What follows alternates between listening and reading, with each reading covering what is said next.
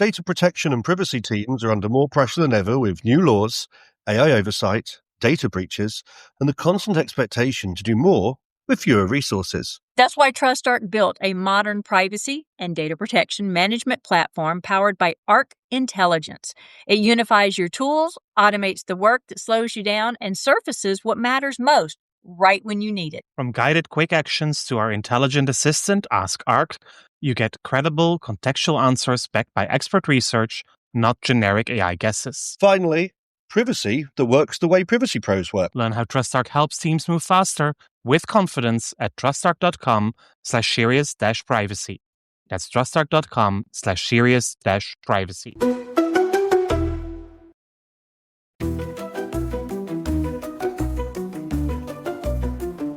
You're listening to Serious Privacy, powered by TrustArc. Here are your hosts, Paul Breitbart, Ralph O'Brien, and Dr. Kay Royal. It is about 2 years ago now that OpenAI surprised the world with a powerful generative AI model called ChatGPT. And you could say that AI grew up overnight, and it has exploded since. The large language models became faster, smarter, bigger every month. The US, the UK, China, and Europe are falling over each other to announce initiatives to support the further development of AI, but also introducing laws and regulations to protect us human beings. And on top of that, on the 2nd of February 2025, the EU AI Act went into effect, which requires organizations to ensure their employees are AI literate, among many other things. So today we talk about AI governance and what it means on both sides of the Atlantic and throughout the rest of the world. And joining us for that conversation is Joanne Furtsch from TrustArc, whom we've all worked with before, so it's also a nice little reunion. My name is Paul Breitbart. My name is Ralph O'Brien. And I'm Kay Royal, and welcome to Serious Privacy. So, we had to be really careful about starting the recording because this is a reunion. This is Ralph and Joanne and Paul and I, and it's a reunion. Oh my God, I've missed Joanne so much. I just have to tell y'all. And if y'all don't know that Joanne basically runs the product insights for TrustArc, whether that's her title or not, y'all should know that. Joanne is TrustArc. She was there before anyone else and will be there after everyone else, I'm sure. You've been there how long? 25 years? 26? It'll be 26 in August. She didn't think I remembered that. Wow. That is absolutely amazing. Yeah, it is so fun to be here with you guys today. I miss all of you, and being able to geek out over some topics. Okay. Yeah, I think we will. Unexpected question. I love this one. What's the weirdest food you've ever eaten? Chicken feet. What? Say again? Chicken feet. Chicken feet. Oh, okay. Oh. I've done insects in lollipops. Mm-hmm. You get insects in lollipops like over in China. I see those a lot. I've never eaten one. So you've actually eaten the insect in a lollipop. Okay. Now I know more about you, Ralph. All right. I reckon insects is a really good, cheap source of protein, actually, that we'll all have to go on to when the world is in tatters. I mean, insect burgers are a thing where they use the protein from the insects to just create a burger, and you have your protein there. And it doesn't feel like you're eating an insect anymore. Well, that's how Hidalgo survived. He ate all the locusts that came across the desert or whatever it was. But okay, I can take insects more than I can take chicken feet. I wasn't a fan of chicken feet, I can tell you. But were they fried?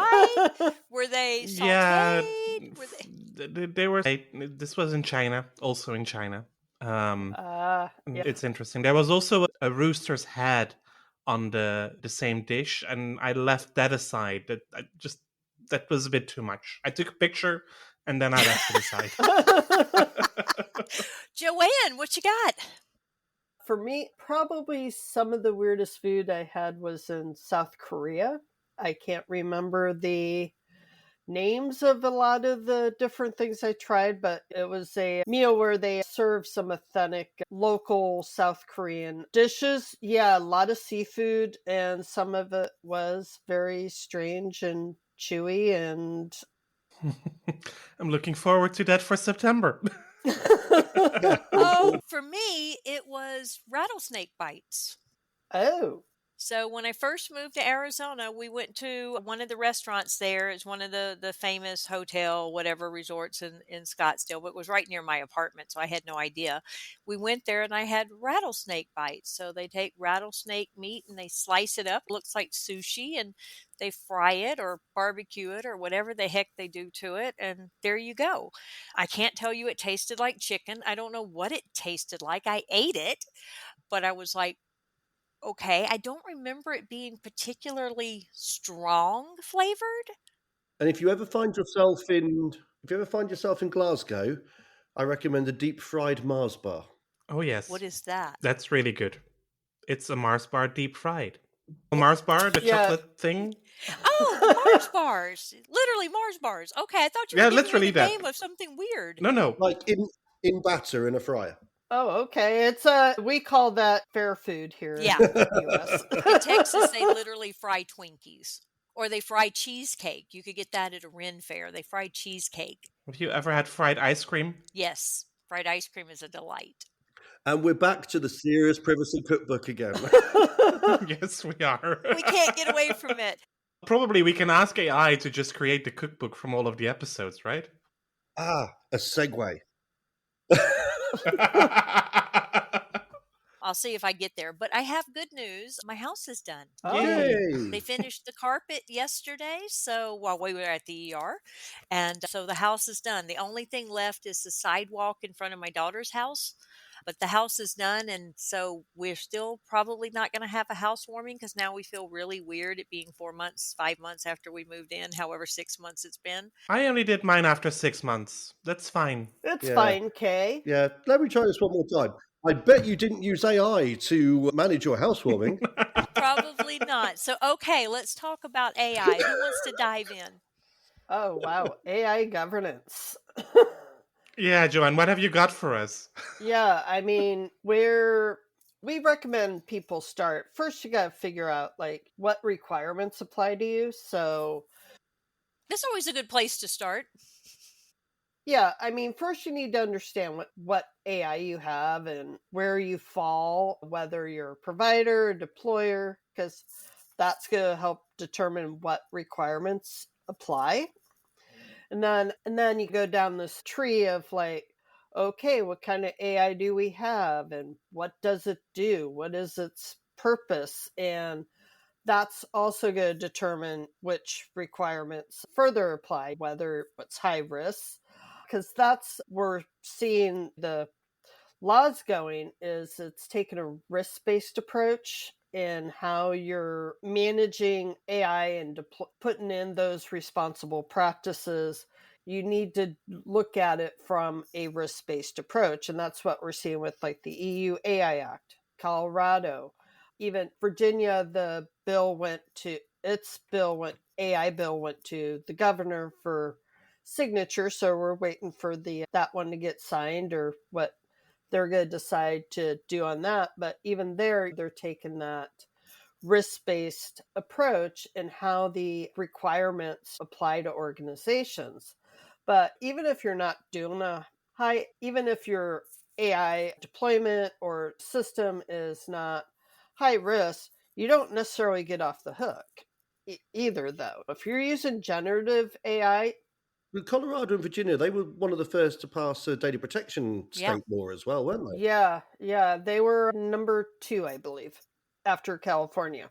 Yeah, so obviously Colorado and Virginia are ahead of the game, right? Oh, California took a kind of a let's see what sticks to the wall approach of like they have 18 different laws around AI. All but one went into effect in January, but so it's the spaghetti western here in California in terms of all the different laws, where Colorado and Virginia, once that gets signed, took, I think, a more comprehensive approach, like the act and the taking that more. Also, it's not just looking at AI related requirements in a vacuum, but you really need to think about how do all these other laws apply? Like the data protection laws don't go away just because you're using AI, you need to look at like how do they apply, and then what is the interoperability between these different laws. So Paul, like you mentioned in your intro, the AI literacy requirements come up. So what can companies leverage the things that they're already doing? How can it help them meet these other requirements? So what I'm hearing is leverage your existing privacy training program and add in the AI components to that. You don't necessarily need to reinvent the wheel. You already have a process to do the training, so leverage that process, leverage that timing. You already have corporate buy-in to do your privacy training. You figure out how do you layer in your AI literacy training on top of that. Yeah, and you said something very important, Joanne. You need to figure out whether you are a deployer or a provider, or maybe whether you are a secondary provider, because that could also be. For those who are not completely up to date on the definitions, at least in the AI, a deployer is really the organization that only rolls out. So you buy something off the shelf and then you roll it out, or you enable AI co-pilots in your systems, like the Copilot in Microsoft 365 or in GitHub or things like that. If you are the provider, you are really doing the actual development. You are training the large language models. But it could also be if you are a secondary provider, and I know there is a better term for that, but it doesn't spring to mind, but that you are purchasing an LLM, for example, through an API from OpenAI or from Google's Gemini, and that you start building something on top of that that you want to deploy publicly. And it isn't completely clear yet whether, as a secondary provider, you need to meet all the requirements that providers need to do under legislation. But it is likely that is very possible, so that you also need to keep all of that documentation that is required on where the data, for example, to train your models is coming from, and how you comply with copyright legislation, because that also comes into play here. It's like deploying to the cloud, isn't it? You can have a public cloud, a private cloud, or a hybrid where you use someone else's public cloud to host your own. And it's right? always somebody else's exactly. computer. Yeah, but it's always someone. And Paul, and I think part of the analysis goes into like how much do you change the model that you're building on top of to further like determine how the requirements apply. So it's really understanding, and I think the documentation is going to be important. And in fact, California, it doesn't go in effect until 2026, but it is going to require companies to maintain that documentation on how their AI is trained. So tricky question. Are you seeing your customers at TrustArc rushing into AI where angels fear to tread, and then looking at TrustArc and their governance and compliance people as let's tick the box later? Or are you really seeing people taking a measured and concerned approach to really thinking things out before they deploy? Because you're obviously, most people's concern with AI is that it's actually done absent intelligence, that it's done without the critical thinking that's needed and treated as some sort of magical data fairy. So what are you seeing? I think I'm seeing a mix of both. Not necessarily we're just going to go deploy it willy-nilly or do whatever. There is thought put into it, but there are customers that are a little bit more willing to give it a go, where other companies they're putting in their governance. They are taking that more measured approach, and that they don't want to implement AI until it's gone through its required reviews and assessments.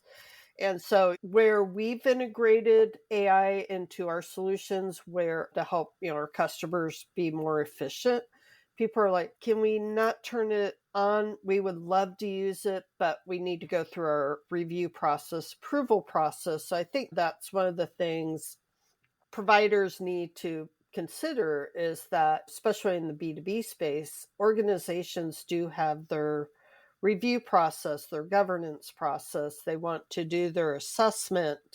Even if the risk of the AI is low, it's not using personal information, but they still want to do that due diligence. Similar to like bring on a vendor. There's that wonderful meme of like, I think it's like a schoolgirl up against a wall and another schoolgirl with like a tuba on her face, like the big horn of a brass instrument. And the tag is just AI providers, right? It's like, you seem to be blasted in the face of it wherever you go. I was quite disappointed when Copilot launched in the Microsoft Office suite. It just updated and was there. And I went, well, I haven't really looked at this yet, and tried to turn it off and couldn't find an off setting.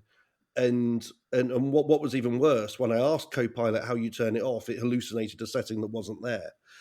Oh, no. So it's an interesting thing about AI, isn't it? It tries to give you an answer, even if that answer, if you ask it how many cigarettes should I smoke while I'm pregnant, it'll try and give you an answer rather than saying don't smoke. It's a really interesting sort of tool in that sort of way. And that's always what's concerned me. It's the use of it absent intellect, absent knowledge of its limitations, really, absent understanding that it can only work on what you've trained it on. So are the use cases you're seeing really wide, or are the use cases you're seeing really narrow, or is it general AI? Are you seeing the whole thing? We're seeing, of course, a lot more on the general AI side of things versus other types. So right now, I would say to your question, it's probably a more narrow view is that generative AI is like the thing that people are using right now. Even though AI has been around for long before this, especially for automated decisioning. That's your credit score here in the US. That's all done by AI. But it's just now, in the past few years, as Paul mentioned, it's gotten that heightened visibility and just rapid adoption with ChatGPT, and it just now Exactly. you see That's everywhere. the thing, right? That's the thing. It's become so visible so very quickly. It's also the next generation of AI with the large language models, the traditional AI, more the if this and that, and machine learning and things like that has indeed been around for many years and been ruling our lives quite literally for decades. But this suddenly is something that is accessible to anybody. It's in many situations it's free.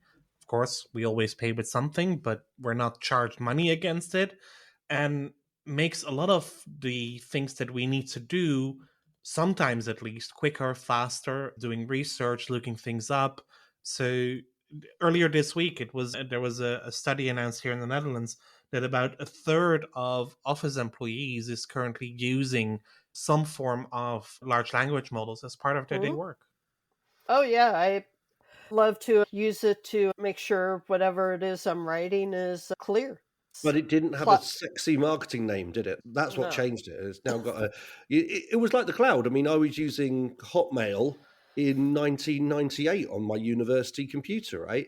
That was cloud computing. It was mail in the cloud, except it just wasn't called the cloud then, right? So, True. but when it got given a marketing name, all of a sudden it took off. And I think it's the same with AI, because my understanding of AI was not the same as what this new marketing term of AI meant. My understanding of AI was built on 1980s dystopian horror films, right? Yep. So my understanding of artificial intelligence was taken from the Terminator and the Matrix, not from of large language models. Yeah, it's the Jetsons version of AI, where you ask it to do something and it just magically happens. And I think that gets to the point of today's workforce does need to be AI literate. And so having that AI literacy requirement in the EU AI Act, I think, is really going to be beneficial to not only companies, but to people in general. AI is everywhere. Every app, it's like, oh, we have some AI intelligence. Your iPhone is now got AI, and so we do need, as humans, need to understand its limitations. For me, I like to use it to summarize things, but I'm not going to use it to analyze things. That's what I'm going to do. So, Kay, what, in your experience, what would you consider to be being AI literate? I mean, that's the thing, because there's so many different perspectives on it. Do you mean the business person or the product person that is AI literate for bringing in considerations to build into the product or to build a product? Is that what you're looking at for AI literacy? It's all of that, right? Right. Or do you mean the privacy or the security people who understand the implications of the data sharing and storage and what laws apply to it? Or do you mean the salesperson who needs to be able to describe what's happening to the customers or the people that are impacted by AI? So we mean all of that for AI literacy, right? So what I might Yeah, consider a colleague to be literate for their perspective is not what I would expect out of myself. right. Yeah. So AI literacy for your engineer and your product people is definitely going to be different, as Kay, you mentioned, your sales Yeah, folks.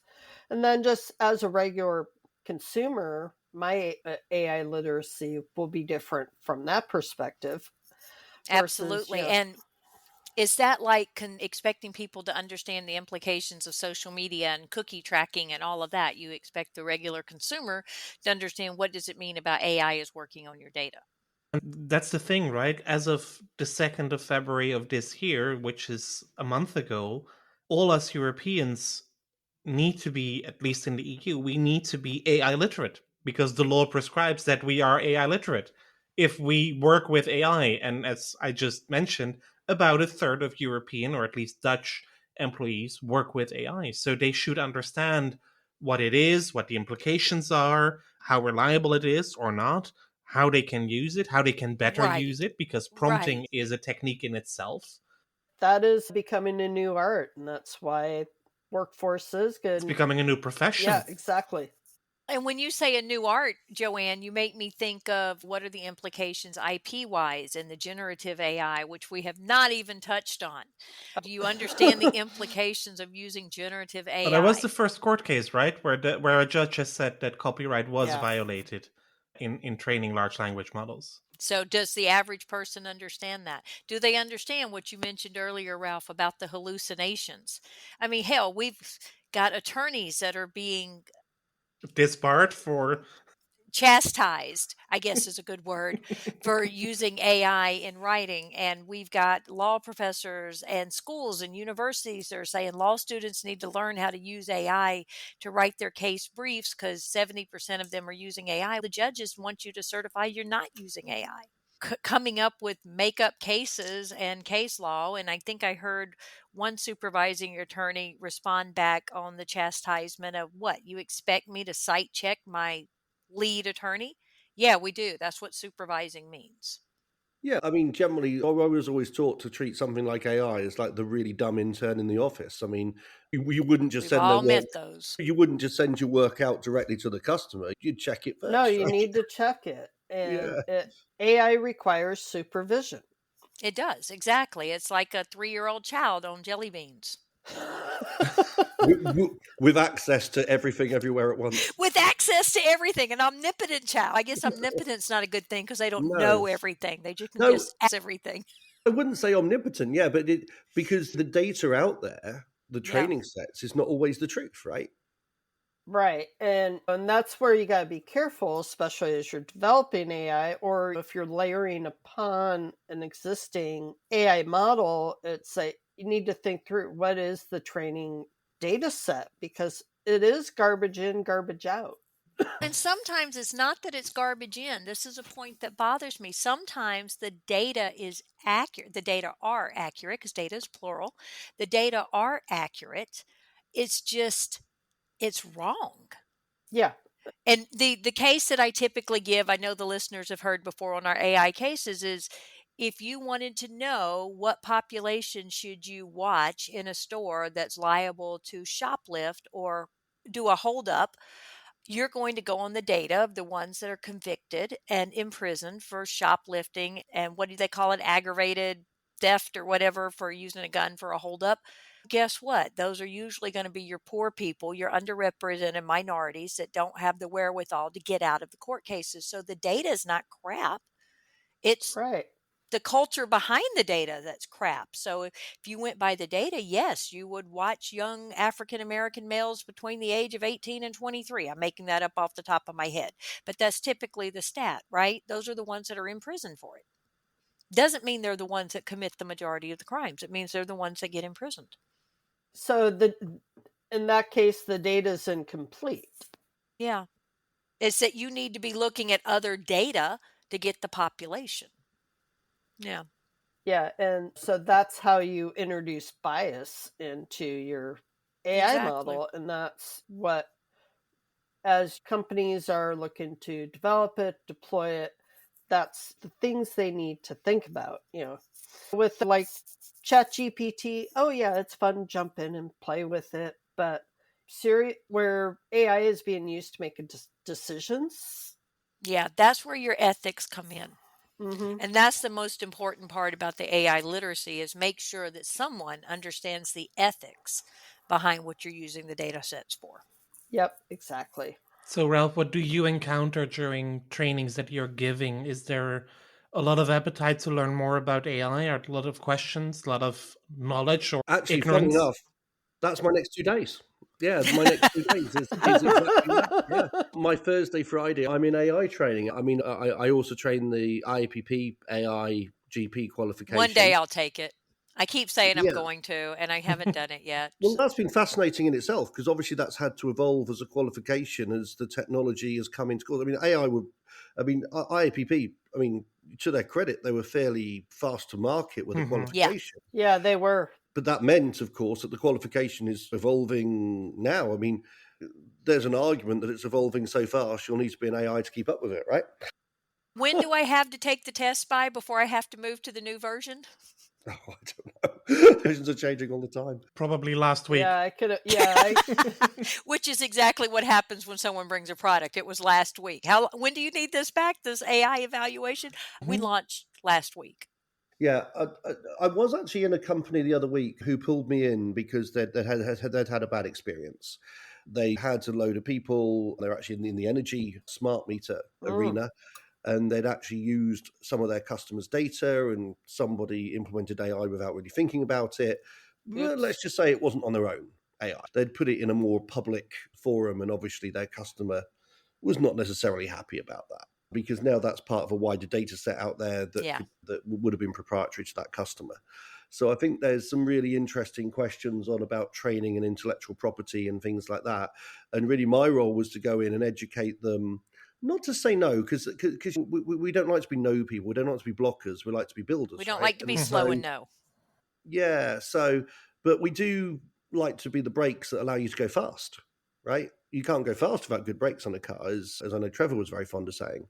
So to me, it's recognizing that any new technology is not good or evil. It just increases the scale of the benefit and the scale of the harm, It right? does. But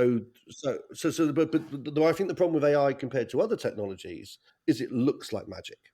This is the magic data fairy scenario where it looks perfectly plausible because the data it's pulling from, it has that sort of general thought process about it where it's good enough that you could use it, and to the uninitiated you would sound perfectly fine. But if you're in front of an expert who really knows the subject, you're going to be found wanting, right? For our listeners who want to walk away with this, with what do I need to do? What are the 3 rules I need to follow? Where do I start here? I think that's to Joanne. The 3 rules, and one of them can't be available at reasonable rates.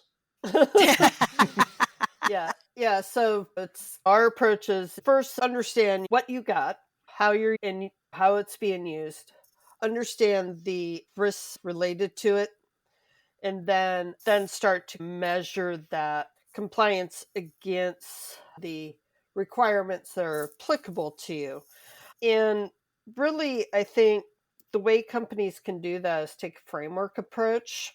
So we have our NIMITY Privacy Management Accountability Framework that we updated towards the end of 2023 to broaden it to more governance and to help address some of the things that companies need to do around AI and put that in place. And our team developed a great checklist of like how to get that governance in place, because you do need to have that foundation before you can really start to like go out and go, okay, how do these laws apply to me? How do I go and assess my risk?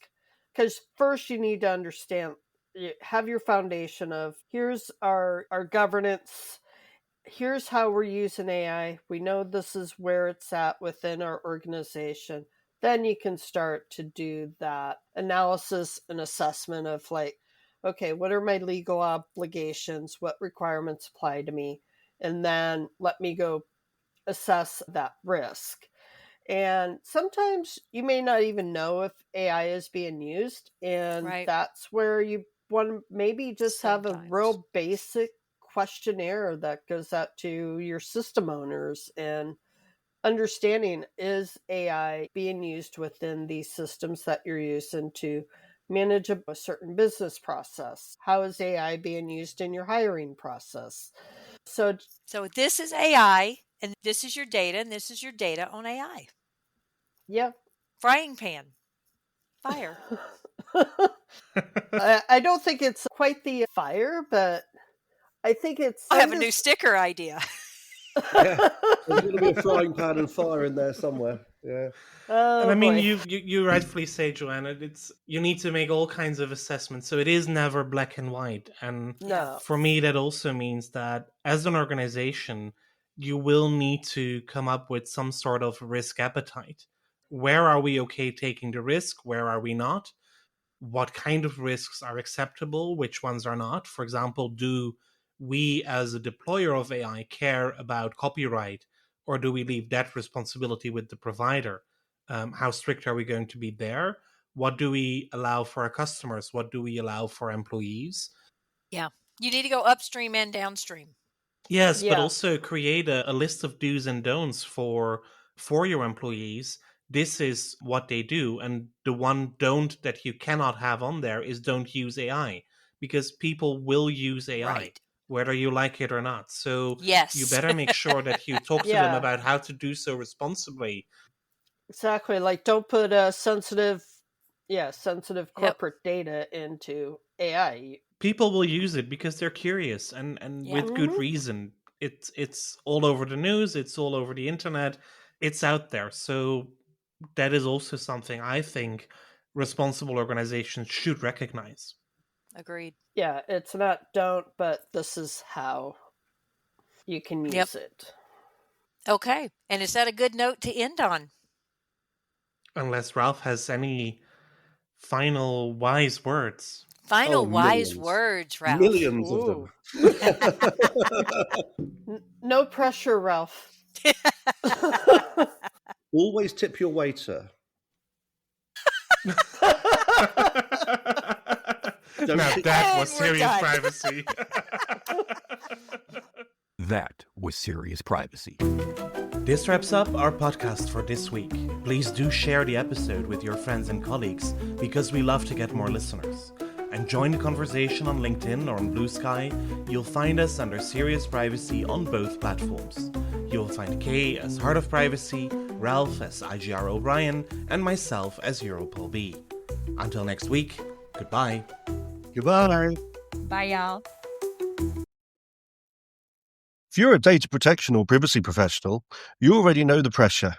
Non-stop regulatory change, AI oversight, internal demands, and the expectation to somehow stay ahead of it all. And the old patchwork of tools just isn't cutting it anymore. No. That's why TrustArc created a modern privacy management platform powered by Arc Intelligence. The TrustArc platform brings your workflows, evidence, research, tasks, and applications all together in one unified and intelligent workspace, so you don't waste time digging, clicking, or context switching. With Ask Arc, your privacy assistant, you can ask plain language questions about laws, jurisdictions, or even your own program data, and get credible, cited answers based on NIMBY research and more than 1,000 global laws. It's explainable, transparent, and purpose-built for data protection and privacy. So if you need to add a vendor, create a cookie banner, or start an assessment, quick actions take formally complex tasks, turn them into bite-sized guided workflows to save you time. It's a platform that thinks like you, works like you, and helps you move faster with confidence, whether you're a seasoned DPO or you're just getting started. See how modern privacy gets done. Explore Arc at trustarc.com/serious-privacy. That's trustarc.com/serious-privacy.